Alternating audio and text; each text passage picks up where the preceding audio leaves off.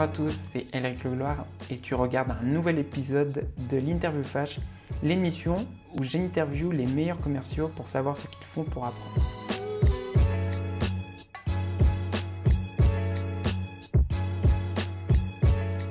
Et dans ce nouvel épisode, aujourd'hui, je reçois Alex Hernandez, directeur commercial chez JobGazer. En une phrase, est-ce que tu peux m'expliquer ce que tu fais chez JobGazer et ce qu'est JobGazer? Pour répondre à ta question, donc effectivement, moi je suis directeur commercial chez JobGazer, que j'ai rejoint en fait il y a quelques mois, et donc en fait je travaille autour de principaux axes, on va dire. Tout d'abord, je suis en charge de mettre en place la stratégie commerciale de la startup. C'est la raison principale pourquoi ils m'ont recruté. Alors JobGazer, qu'est-ce que c'est? On est un modèle unique de recrutement. Alors uniquement sur les profils sales, RH, marketing et finance, ça c'est assez important. On est une plateforme de matching candidat-entreprise et on se base à la fois sur l'excellence professionnelle, les soft skills, les valeurs, la personnalité et l'ambition des deux parties prenantes pour créer un matching en fait ultra pertinent. Voilà. Et on a une petite particularité, c'est qu'on n'a pas de bureau. On est tous en full remote. On a 3 cofondateurs, donc un qui est basé à Bruxelles en Belgique, un qui est à Paris et un qui est à Bogota. Et donc aujourd'hui, on est 14 employés sur 3 continents, 8 pays et 12 villes.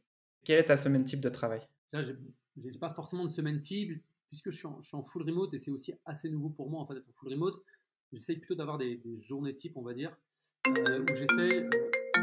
où j'essaye de faire un peu de sport le matin, parce que je me suis rendu compte que ça m'aidait quand même pas mal dans ma concentration.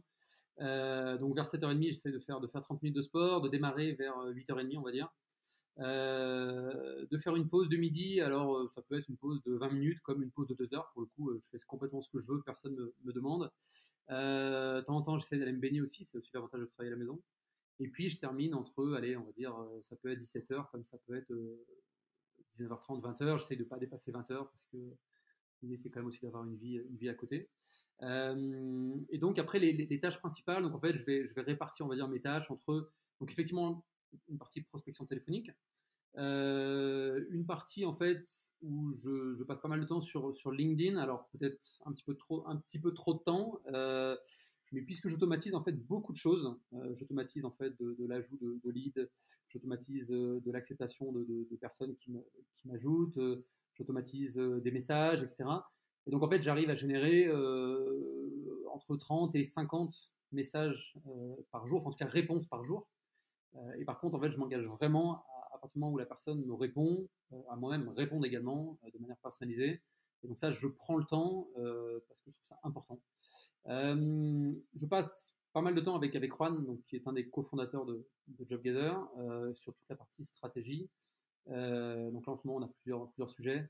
Il y a des sujets d'organisation des équipes, que ce soit des équipes commerciales, des équipes customer success, etc.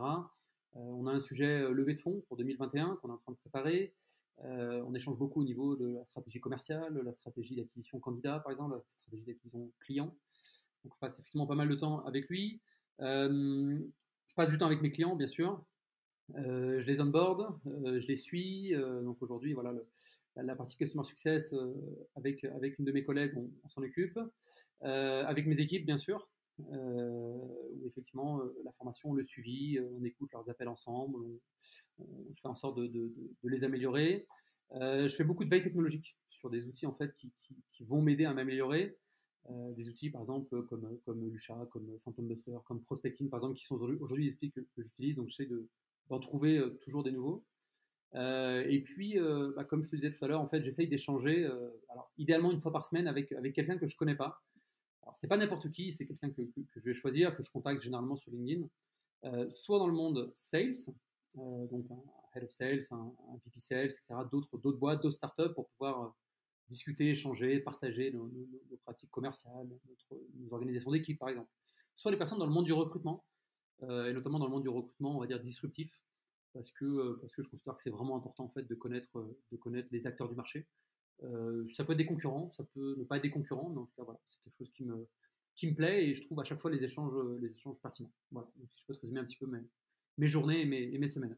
Qu'est-ce que tu sais sur ce que tu fais justement aujourd'hui, donc en tant que directeur commercial, que tu aurais aimé savoir quand tu as commencé? Ce que je sais aujourd'hui que je ne savais pas, je pense, quand j'ai commencé, donc il y a maintenant quasiment 10 ans, un bon vendeur, c'est pas, enfin, un bon commercial, c'est pas quelqu'un qui vend, c'est quelqu'un qui écoute. Et effectivement, souvent, on a un peu le cliché du commercial qui fait que de parler. C'est pas comme ça que ça marche, pour le coup. Euh, et c'est vrai que, et je dis souvent ça à mes équipes, c'est que un appel client où tu ne closes rien, où tu ne vends rien, à partir du moment où tu as appris quelque chose sur le client, c'est un bon appel.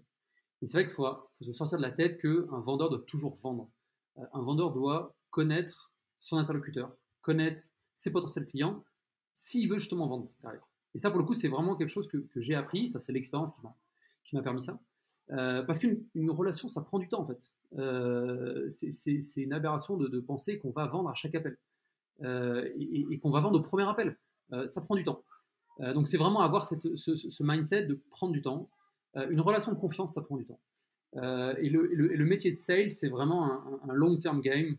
Euh, et je pense que c'est ceux qui comprennent ça qui vont être les meilleurs, qui vont être les meilleurs commerciaux. Donc vraiment, voilà, ne pas se focaliser sur vendre, vendre, vendre, absolument. Euh, Se focaliser sur créer une relation saine, relation de confiance, relation d'écoute. Et naturellement, si ton produit est bon et si ton produit répond aux besoins de ce client, tu vas le vendre. Voilà. Donc ne pas se précipiter, c'est vraiment ça que je peux te dire, Eric. Qu'est-ce que ton plus gros échec professionnel t'a appris? Le plus gros échec professionnel, je dirais, c'est mon premier échec professionnel. Donc c'était alors dans ma boîte précédente, j'étais à Londres, je travaillais à Londres et ça faisait 3 ans que je devais être dans la boîte. J'étais monté assez vite, et j'étais déjà team leader, j'avais une équipe de 4 personnes. Et en fait, en à peu près un mois, j'ai perdu tout le monde, les 4 personnes. Quand tu es team leader et que tu perds ton équipe, compliqué, compliqué. Donc, mis à part le fait que je pensais que j'allais être viré, compliqué mentalement, j'ai dû effectivement me remettre en question et comprendre en fait qu'est-ce qui s'est passé. Euh, Déjà, bon, je me suis dit effectivement quand tu es sales leader et que t'as pas d'équipe, bon bah ça vaut plus grand chose dans ces cas-là, tu es juste tout seul commercial. Je pense que vraiment ce que j'ai appris, c'est qu'en fait, les personnes, et ça vaut dans les sales, mais ça vaut je pense dans n'importe quel job, euh, les gens ne travaillent pas pour toi. Pour moi, les gens doivent travailler pour eux-mêmes.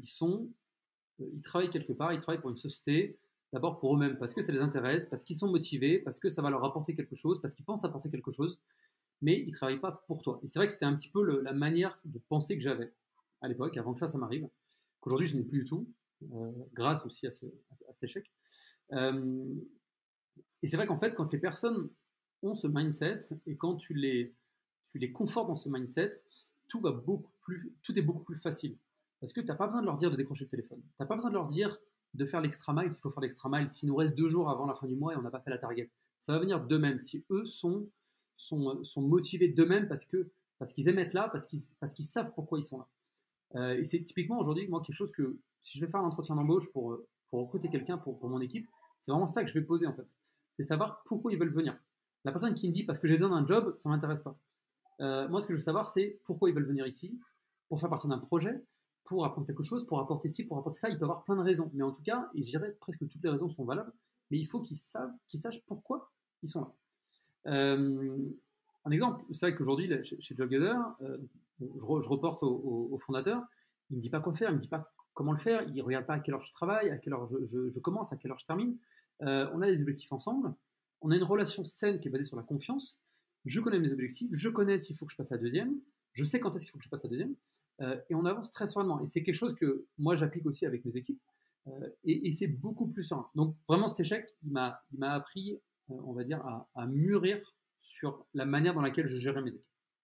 Voilà. Et depuis, j'ai plus jamais perdu tout le monde. Quelle est la chose qui t'a le plus aidé à accélérer l'apprentissage de ton poste, justement, aujourd'hui? Je dirais mes erreurs, parce que j'en ai fait beaucoup. En fait, dans ma boîte précédente, où j'ai passé 9 ans, c'est une boîte anglaise avec un fonctionnement qui est assez courant en fait en Angleterre, enfin, dans les sociétés anglaises en tout cas.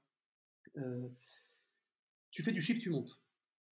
Ce qui est pas forcément bon. Alors là, maintenant, je le remarque avec le recul. C'est pas parce que tu fais du chiffre que tu mérites forcément. Alors, tu peux monter en termes de salaire fixe ou de commission, par exemple, mais ça ne veut pas forcément dire que tu vas monter dans la hiérarchie parce que En plus, souvent, la hiérarchie est malheureusement trop souvent assimilée à de la gestion d'équipe, qui n'est pas non plus toujours intéressante pour tout le monde. Et donc voilà, j'avais des bons résultats. Je suis monté assez vite. Alors, pour le coup, moi, c'est vrai que j'étais intéressé d'avoir des équipes, donc ça m'allait. Mais très vite, en fait, j'ai eu à manager du monde. À 28 ans, j'avais 25 personnes sous moi, ce qui était sûrement beaucoup trop. Et à 31 ans, j'ai ouvert une filiale en France, pour te dire la rapidité. Et en fait, on me mettait à ce poste-là et on me disait, bah tiens, débrouille-toi, sans trop de formation. Donc c'est bien et pas bien. C'est bien parce que bah, tu montes vite. Donc ça c'est bien, surtout quand tu es jeune, tu es ambitieux, tu montes vite. Par contre, c'est moins bien parce que tu ne sais pas faire. Et donc tu te plantes. Et alors, il y en a qui vont t'en vouloir pour t'être planté, mais surtout tu perds du temps. Et effectivement, c'est vrai que alors maintenant, je le prends avec philosophie et je ne le regrette pas du tout, mais c'est vrai que ça m'a permis, ou en tout cas, ça m'a forcé à faire beaucoup d'erreurs. Et aujourd'hui, ça m'a vraiment aidé, enfin, ça m'aide en tout cas vraiment à ne plus les faire et à accélérer beaucoup plus vite. Quelles ressources, et quand je dis ressources, ça peut être livre, podcast, blog, ou justement discuter avec des personnes, ce que tu avais mentionné au début, en fait, justement, de l'interview, t'as le plus aidé dans ta carrière? Non, alors je dirais pour le coup, parce que pour la petite parenthèse, le fait d'échanger avec des personnes, c'est relativement récent, mais il y a quelque chose que je fais depuis pas mal de temps. C'est le podcast de Mathieu Stéphanie, Génération Do It Yourself, que j'écoute depuis pas mal de temps et que je trouve vraiment, vraiment canon. Alors souvent, je l'écoute le matin quand je fais mon sport. Ce que j'aime bien, en fait, c'est d'une part, il arrive à rendre la conversation très naturelle. On dirait vraiment pas que c'est un entretien, on dirait deux copains qui discutent. Bon, la qualité des invités est top, c'est vrai que pour le coup, ça n'y a rien à dire. Et il arrive vraiment à creuser le fond du sujet et on va dire le fond des invités aussi, en fait. Il arrive vraiment à aller loin dans la connaissance et il arrive vraiment à faire en sorte que les invités se livrent réellement.